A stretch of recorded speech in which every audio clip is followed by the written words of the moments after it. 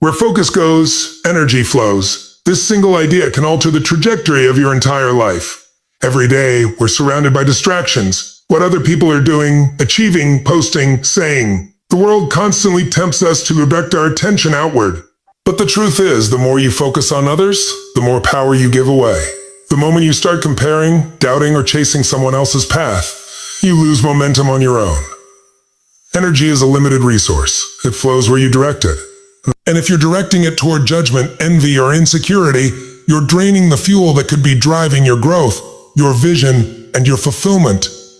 Think about how often people spend their time watching others succeed, criticizing, overanalyzing, scrolling endlessly. Meanwhile, their own dreams are on pause. This isn't just a waste of time, it's a form of self-sabotage. Every second you spend focusing on someone else's life is a second you're not building your own. The shift happens when you consciously decide to bring that energy back home, to yourself. It's not selfish, it's essential.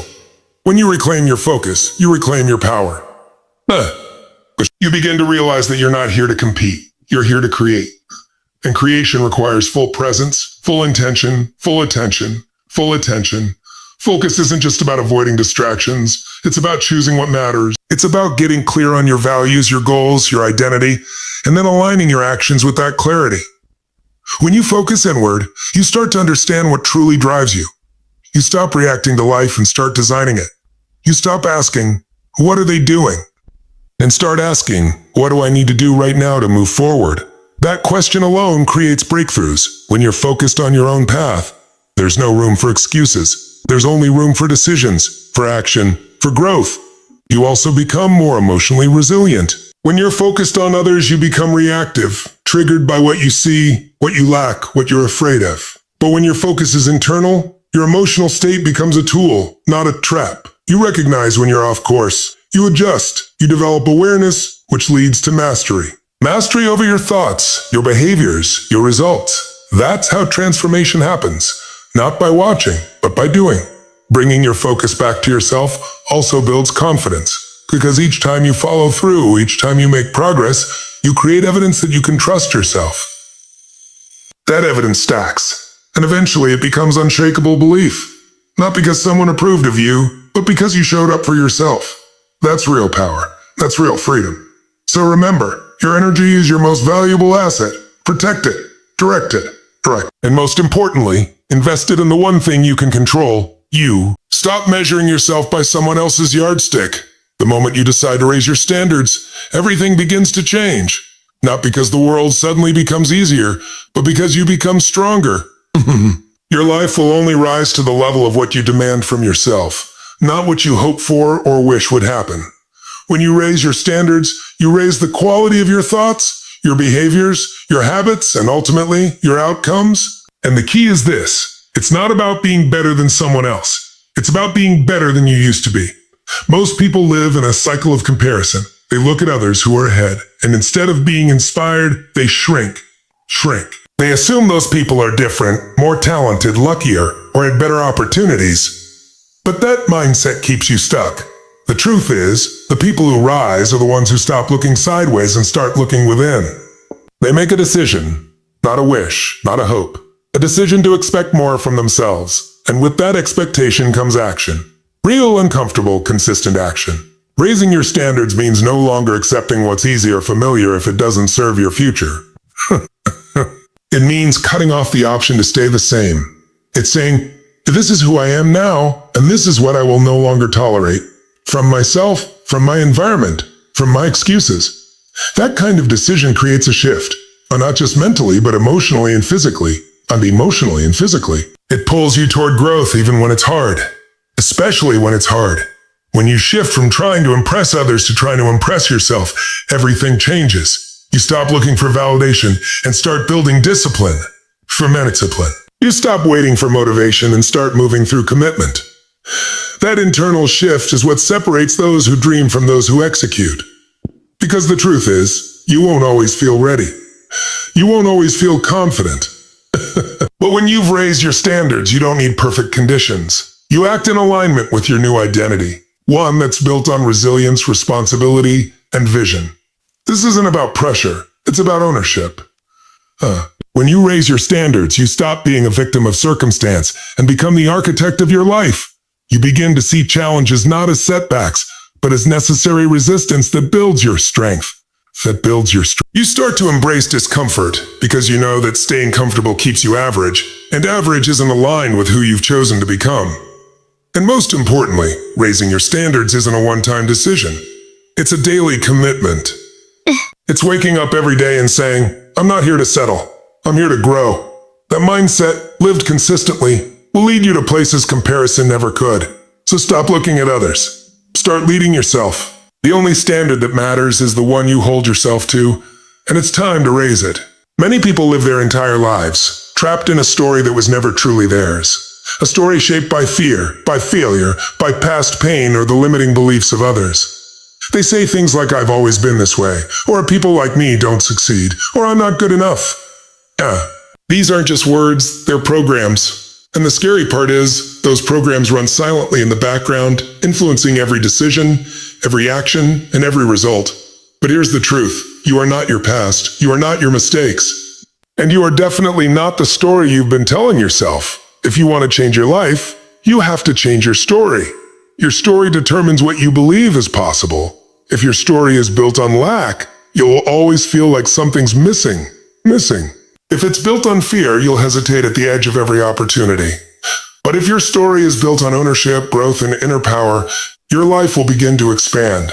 Everything starts from within. So the first step is awareness. You have to ask yourself, what is the story I've been living?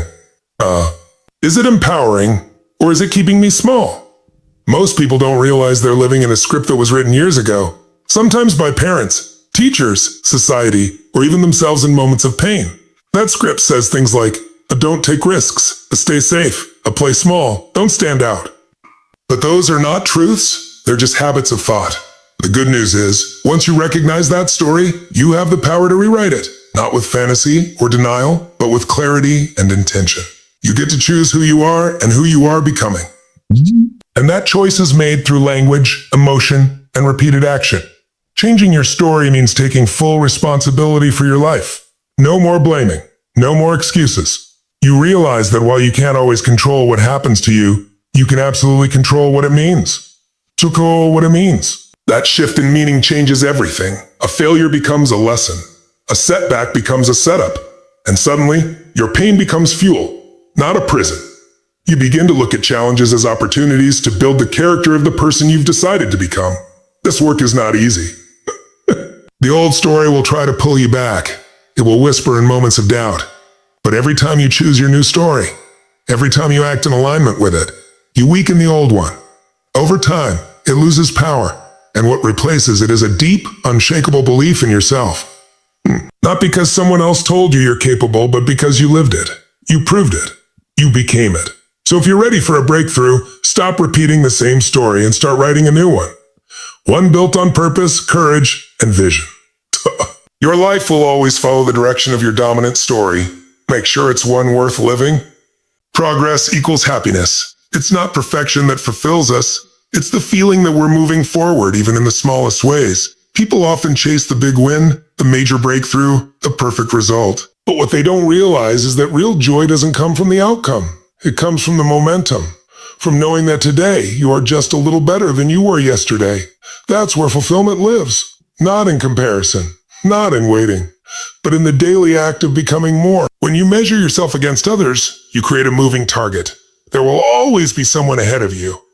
Someone faster, richer, stronger, more accomplished. And if you keep looking at them, you'll feel like you're never enough. That's a game you can never win. But when you shift your focus inward, when you ask, am I improving? Am I learning?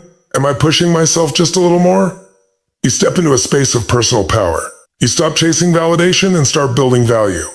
Progress is deeply personal. For one person, it might mean getting out of bed and facing the day with strength. For another, it might be launching a business or stepping onto a stage. The scale doesn't matter. What matters is the direction. The moment you can feel yourself evolving, no matter how small the step, you ignite a fire inside. That fire brings joy, energy, purpose. It tells your brain and your heart that you're alive, that you're growing, and that you're moving closer to something meaningful. Perfection, on the other hand, is a trap. It keeps people stuck, Afraid to start, afraid to try, afraid to fail. They think, if I can't do it perfectly, why do it at all? But that's not how success works. Growth comes from trying, from falling, from getting back up and trying again. Every master was once a disaster. Every expert began as a beginner. And every step forward, no matter how messy, counts. Progress doesn't require perfection. It requires movement. It requires courage. It requires consistency. The beautiful part is progress compounds. One small change repeated over time creates massive results. A shift in your morning routine. A change in how you speak to yourself. A decision to show up when it's hard. These things seem small in the moment, but they stack. And one day you look back and realize you're not even the same person anymore. You've evolved. You've leveled up. And that sense of becoming, of rising, is what truly makes you feel alive. So, stop waiting for the perfect moment. Stop measuring yourself against someone else's chapter. Start where you are with what you have and move, even if it's slow, even if it's uncertain. Because when you're progressing, you're winning. And that feeling, that forward motion, is the heartbeat of fulfillment. You were born to create your path, not compete on someone else's. From an early age, the world teaches us to measure ourselves against others, to compete for attention, for approval, for validation. But real power isn't found in competition. It's found in creation. When you constantly compare, you're looking outward. You're looking up. You're reacting to someone else's pace, someone else's goals, someone else's journey. But when you shift your focus inward, you begin to build something uniquely your own.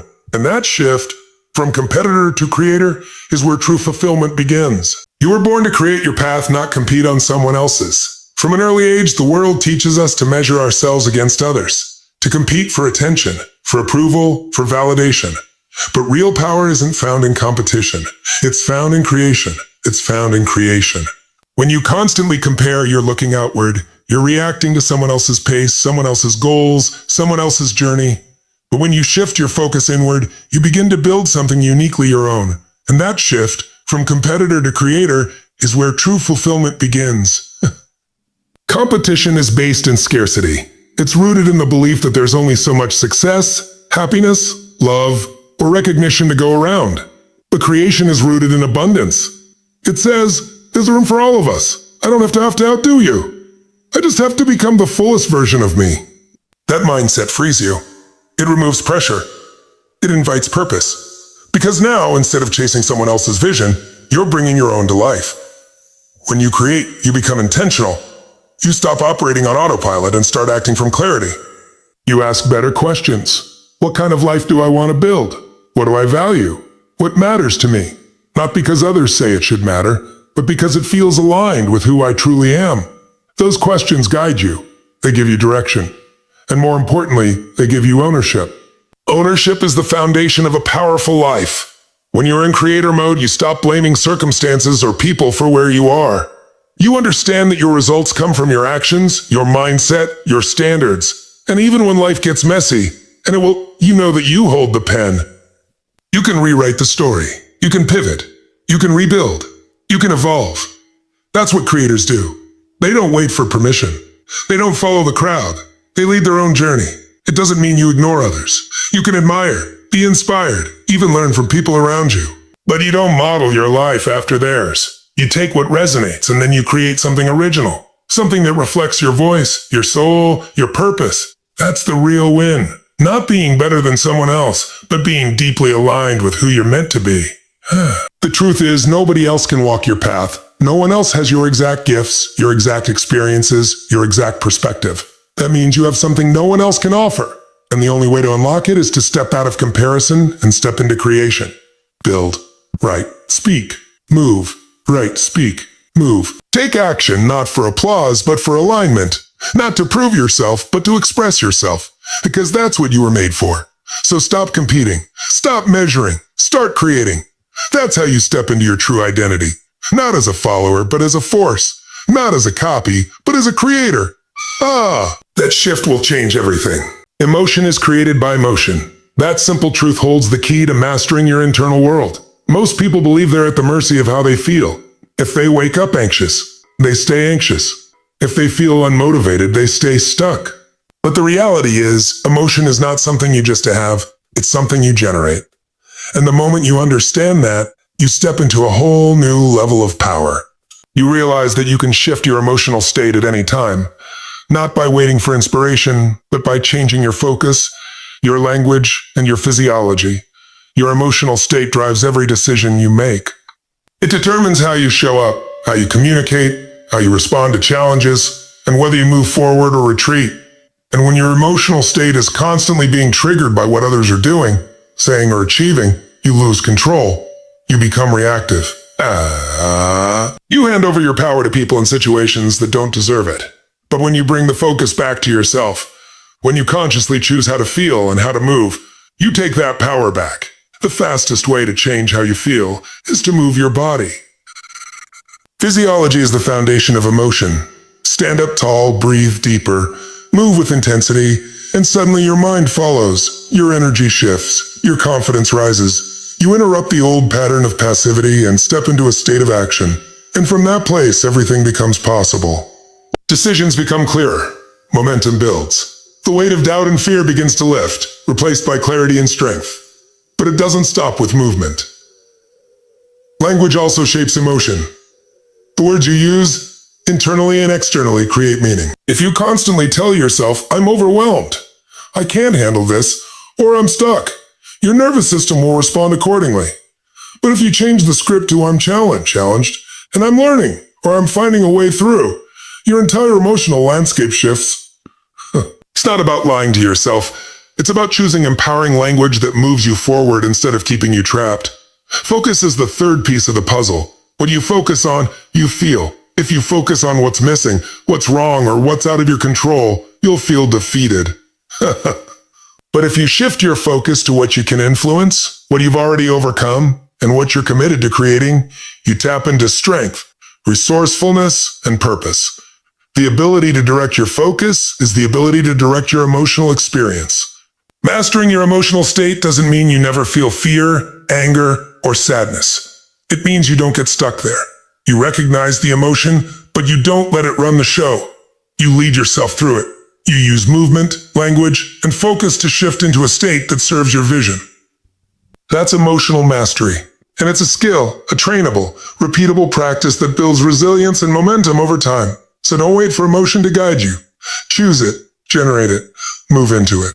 Because when you master your state, you master your estate, you master your life. Success without fulfillment is the ultimate failure. It's easy to get caught up in the chase. More money, more recognition, more followers, more status. And on the outside, it can look like you're winning. But on the inside, there's often a void. Because no amount of external success can fill an internal emptiness. When your actions are driven by comparison, by trying to prove your worth, or by chasing someone else's version of success, you end up disconnected from what really matters. You may achieve the goal, but you won't feel the joy. You may reach the peak, but it won't feel like your mountain. Fulfillment doesn't come from applause. It comes from alignment. It's the result of living in a way that's true to your values, your purpose, and your spirit. It's waking up and knowing you're building a life that reflects who you are, and not who the world expects you to be. You could be making millions, but if your soul feels bankrupt, it's not real success. On the other hand, you could be in the early stages of your journey, still building, still growing, and feel deeply fulfilled because you're on the right path, the one that's yours. One of the biggest traps is measuring your life against someone else's highlight reel. Social media has made it easy to compare your behind the scenes to someone else's curated version of reality. But fulfillment doesn't come from chasing images. It comes from living with intention. It comes from doing work that matters to you, nurturing relationships that feel real, and showing up for yourself even when no one's watching. It's quiet, it's grounded, and it's powerful. The reason so many people feel empty after achieving what they thought they wanted is because they never stopped to ask why they wanted it in the first place. Was the goal truly theirs? Or was it inherited from someone else's expectations? Was the pursuit rooted in inspiration or insecurity? Fulfillment requires you to slow down and ask deeper questions. What lights me up? What impact do I want to make? What kind of legacy do I want to leave? These are the questions that lead to real clarity. Living with fulfillment means saying no to what's popular if it doesn't align with your truth. What's popular if it doesn't align with your truth? It means redefining success on your own terms, even if it doesn't look impressive to others. It means doing the inner work, healing, growing, and reconnecting with who you really are. Because once you do that, everything else changes. Your goals become more meaningful. Your relationships become more authentic. And your achievements become a reflection of your inner world, not a mask to cover it. So don't just aim for success. Aim for a life that feels rich in every way. Emotionally, mentally, spiritually. A life that's driven not by competition, but by contribution. Not by pressure, but by purpose. Because when you have fulfillment, you already have the real prize. Everything else is just a bonus. The quality of your life is directly linked to the standards you enforce and the boundaries you honor.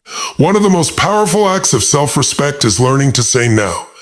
Not from a place of fear or anger, but from a place of clarity. When you don't set boundaries, you allow the world to shape your time, your energy, and even your identity. You become a reflection of other people's needs instead of a creator of your own life. But the moment you choose to protect your peace, your time, and your values, everything begins to shift. Boundaries are not walls. They're not about pushing people away. They're about creating space for what matters most. When you set clear boundaries, you're saying, this is what I stand for. This is what I allow into my world. And this is what I no longer tolerate. And this is what I no longer tolerate. That kind of clarity invites alignment.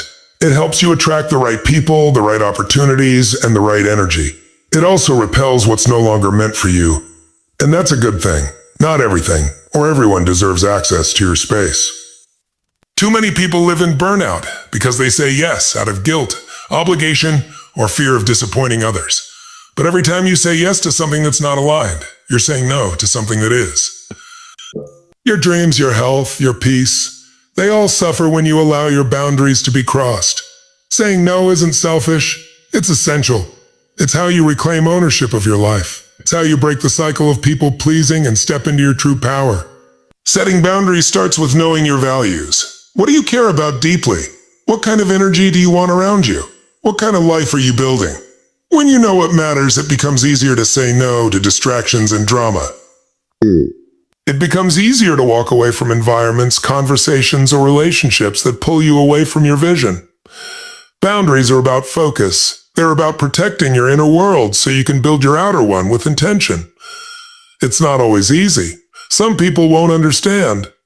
Some might push back, especially if they've benefited from your lack of boundaries in the past. But the discomfort of setting boundaries is temporary. The damage of not having them is long-term. You have to be willing to choose short-term discomfort for long-term peace. Short-term discomfort for long-term peace. And as you stay consistent, the people around you will adjust. Or they'll leave. Either way, you'll be left with a life that feels more true, more aligned, more free. You teach others how to treat you by how you treat yourself.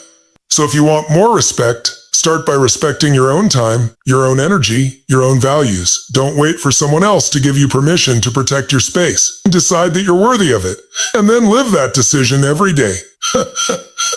With courage, with consistency, and with conviction. Because the moment you enforce stronger boundaries is the moment you take your power back.